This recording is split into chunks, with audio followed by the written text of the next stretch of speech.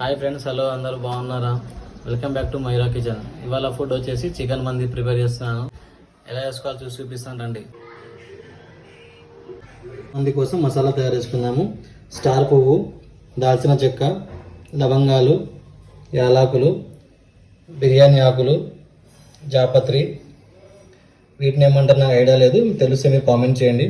కొద్దిగా అల్లం, కొద్దిగా ధనియాలు, వీటిని మసాలా చేసుకుందాం. ఇప్పుడు చికెన్లో మసాలాలు మంచిగా పట్టే విధంగా ఈ విధంగా 3 స్పూన్తో ఇట్లా పోర్క్ చేసుకోవాలి. మనం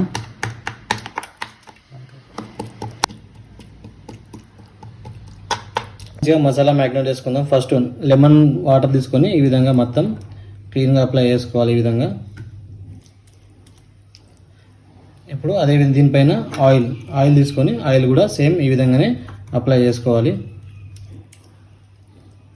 ఇప్పుడు మనం మసాలా తయారు చేసుకున్నాం కదా, ఆ మసాలాని మంచిగా పట్టే విధంగా అన్నికి మంచిగా మ్యాగ్నేట్ చేసుకోవాలి. ఇట్లా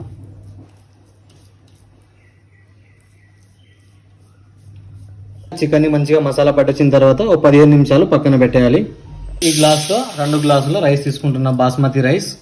ఈ విధంగా నీట్గా కడుక్కొని ఓ అర్ధగంట సేపు నానబెట్టాలండి. మనం చికెన్ని మసాలా మ్యాగ్నేట్ చేసుకున్నాం కదా, దాన్ని ఆవిరి పెట్టి మంచిగా ఉడకబెట్టుకోవాలి. దానికోసం కొంచెం వాటర్ పోసుకొని ఈ విధంగా చికెన్ని మనం మ్యాగ్నేట్ చేసి పెట్టుకున్నాం, ఆ చికెన్ మొత్తం ఇందులో ఈ విధంగా పెట్టుకోవాలి. మూత పెట్టి 1/2 అవర్ దాకా మంచిగా ఉడకబెట్టుకోవాలి.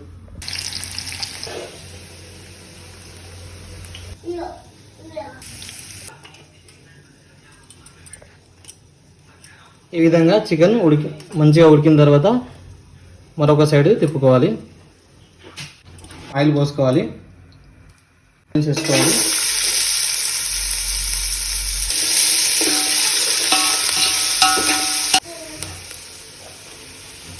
ప్రిపేర్ చేసి పెట్టుకున్న మసాలా దీనిలో యాడ్ చేసుకోవాలి. రైస్కి 4 గ్లాసు వాటర్ యాడ్ చేసుకోవాలి. మనం చికెన్ ఉడికించినప్పుడు మిగిలిన ఎసరుని ఇందులో యాడ్ చేసుకోవాలి. ఉడికిన తర్వాత ముందుగా మనం నానబెట్టి పెట్టుకున్న రైస్ని ఇందులో యాడ్ చేసుకోవాలి.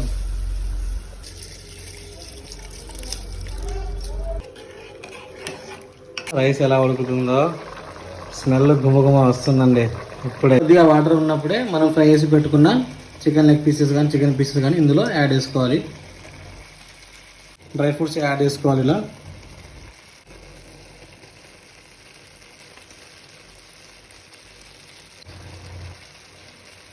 పుదీనా ఫ్లేవర్ యాడ్ చేసుకుందాం.